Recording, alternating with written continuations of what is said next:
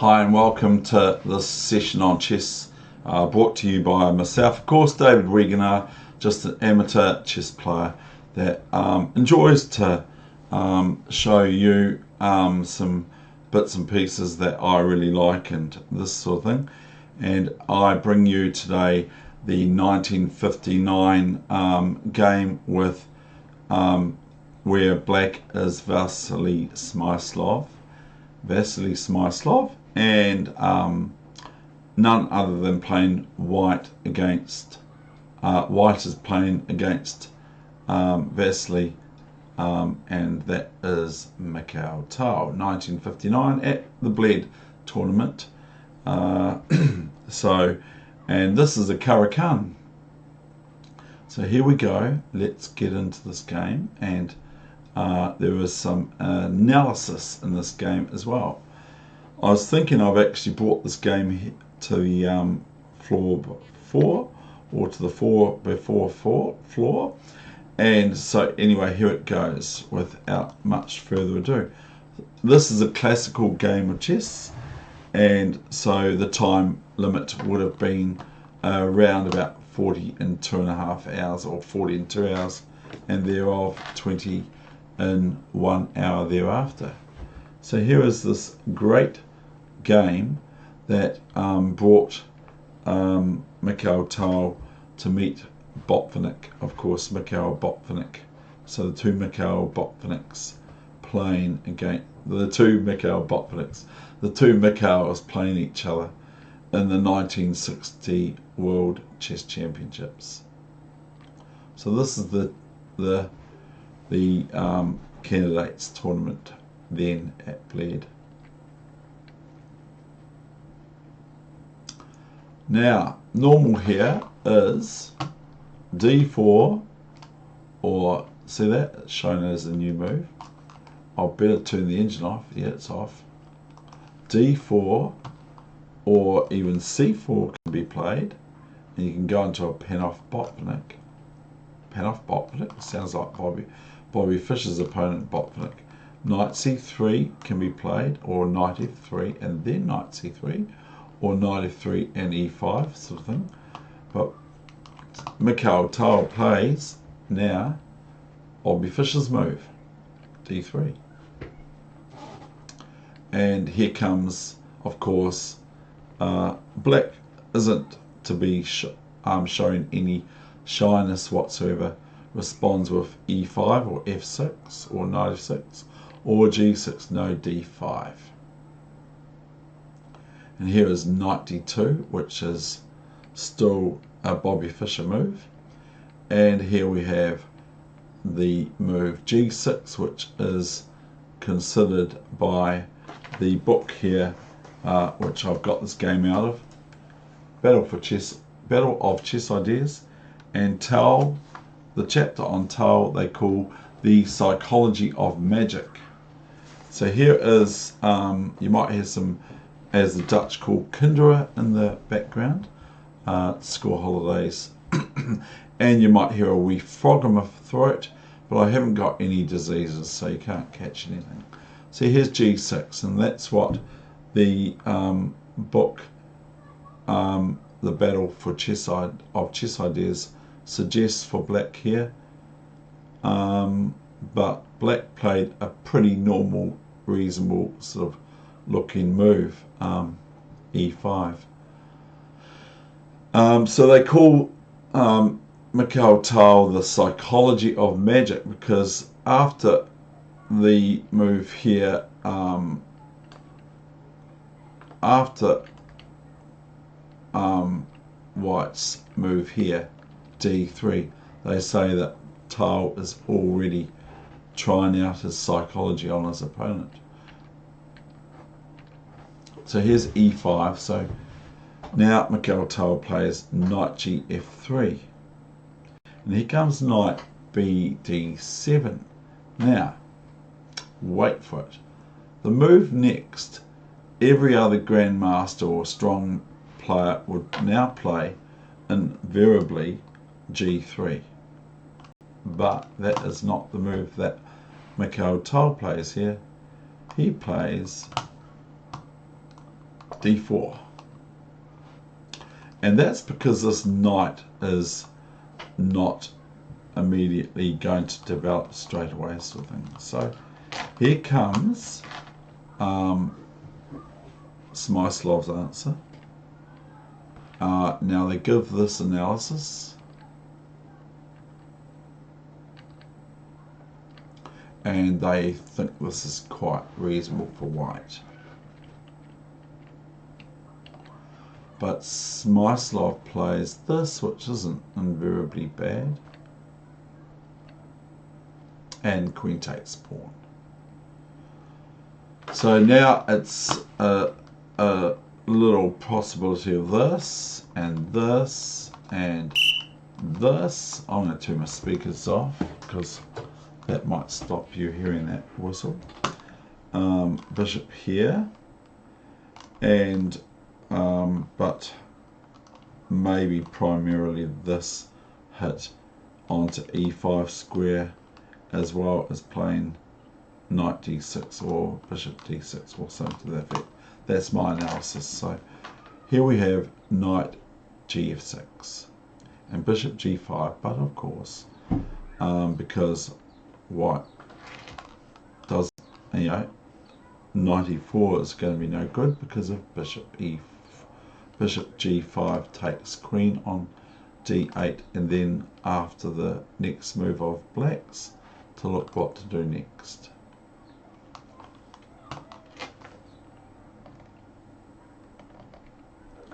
So here we have got some analysis which books suggest here. Tal plays knight d6, check of course, and this is check. Queen e7 is check. So queen e7, king e7 and castles. I think they think this is a little bit better for white in the endgame.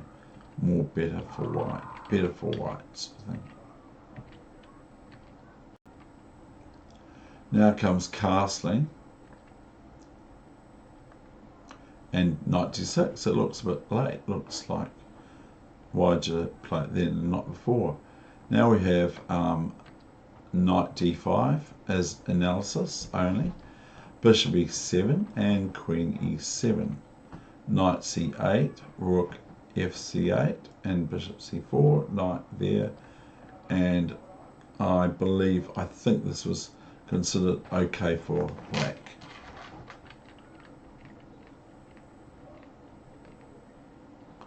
What might have been just a wee bit slightly better.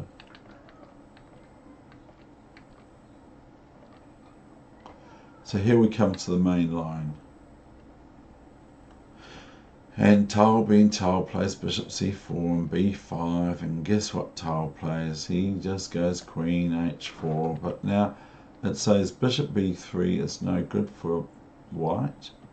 Has c5, queen e3, attacking the bishop on e7, bishop d6, rook d6, c4 winning a piece for black.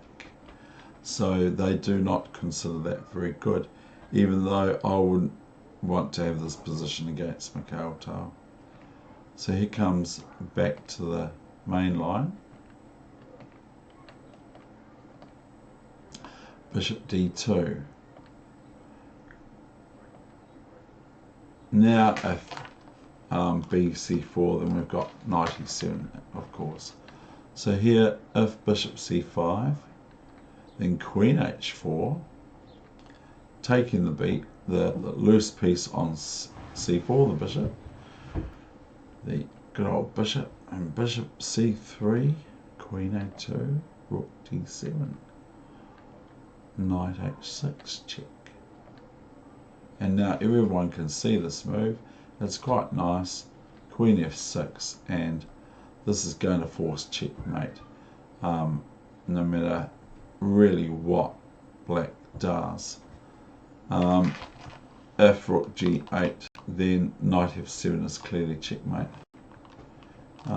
If pawn takes queen, then bishop takes pawn f6 is checkmate.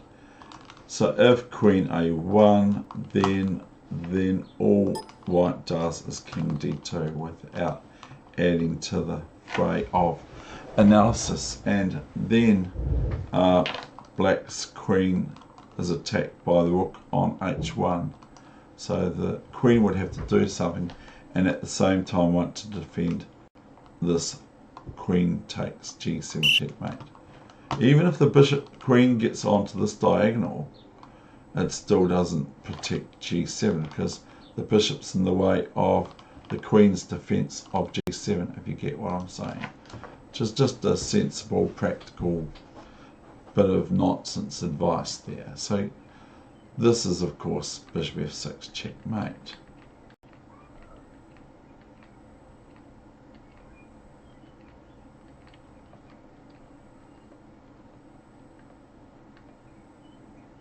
Now we have the main line, knight h5, and clearly the queen has been attacked here on g5 with the bishop on d8. So white Mikhail Tal recaptures with, doesn't. Oh, hold on. What did he play now? Was it knight e7? No, I'm forgetting. What can we play here?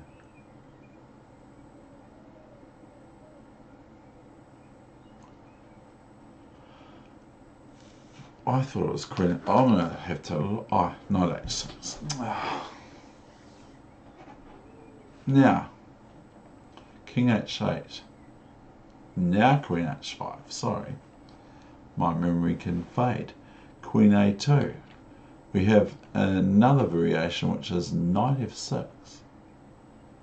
And here we have queen c5, threatening queen f8 check, and after knight g8, like taken here, queen f8, knight g8, then bishop c3 is very, very nice, check. And if the pawn moves forward, this pawn's on h6, if the pawn moves forward, then bishop takes f6 is checkmate. Is it? Oh, I think it depends where the rook is. So here we've got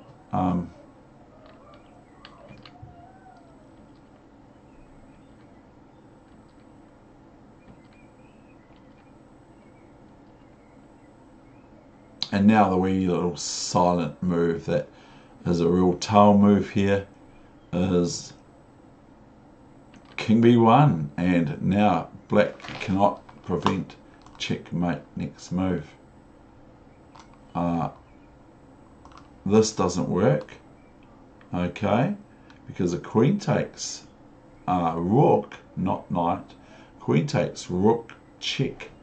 Knight g8 only move, and knight takes f7. It's better that you see that yourself. So this is final here because this is pretty bad. So we could show you, but then the computer will go corrupt on me. So here we go. Let's just go back here.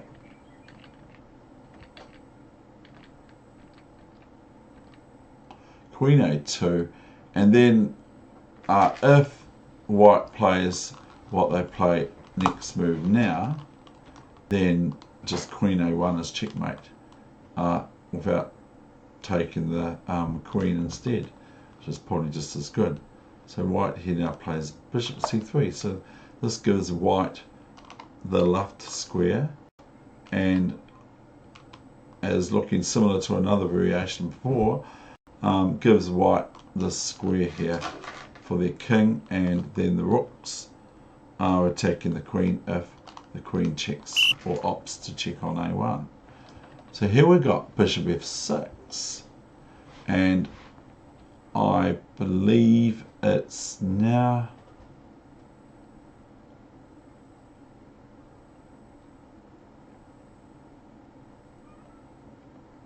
knight f7, just simple. Now this is obviously threatening queen h7 checkmate. So black plays h6.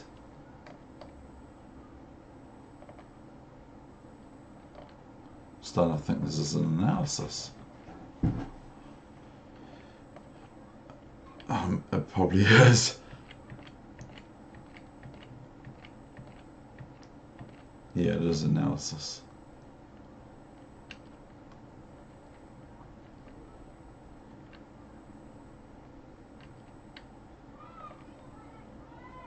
So this is the Queen F7 line after knight F6.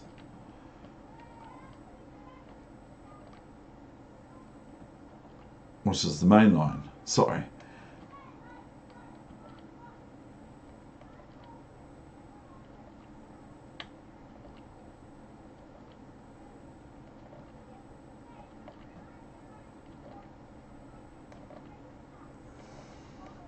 And that's the end of this game, and that's the end of this session today for you. I hope you enjoyed that game, and that's David Wegener from Christchurch, New Zealand, over and out.